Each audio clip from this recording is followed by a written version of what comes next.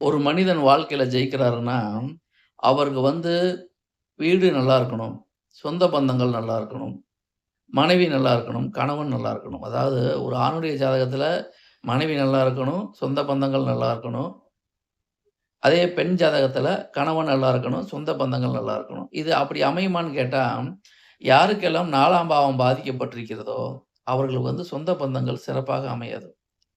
4ஆம் பாவம் பாதிக்கப்பட்ட சொந்த பந்தங்களும் அமையாது, வீடு வாசல் அமையாது, வண்டி வாகனம் அமையாது, சொத்து சுகம் அமையாது. ஏன்னா 4ஆம் பாவம் தான் உறவினர்களை குறிக்கும். 4ஆம் பாவம் தான் வீட குறிக்கும். 4ஆம் பாவம் தான் வண்டி வாகனங்கள குறிக்கும். அப்போ ஒரு மனிதனுக்கு 4ஆம் அதிபதி நல்லா இருந்தா, அந்த ஜாதகருக்கு தேவையான வீடு, வாகனம், சொந்த பந்தங்கள் இதெல்லாம் சிறப்பா அமையும். 4ஆம் பாவம் பாதிக்கப்பட்டிருந்தா, இந்த காரத்துவங்கள் அனைத்துமே பாதிக்கப்பட வாய்ப்பு இருக்கிறது. தனிப்பட்ட ஜாதகத்தை பொறுத்து சில விஷயங்கள் மாறுபடும் என்பதை மறக்கக்கூடாது. நன்றி, வணக்கம்.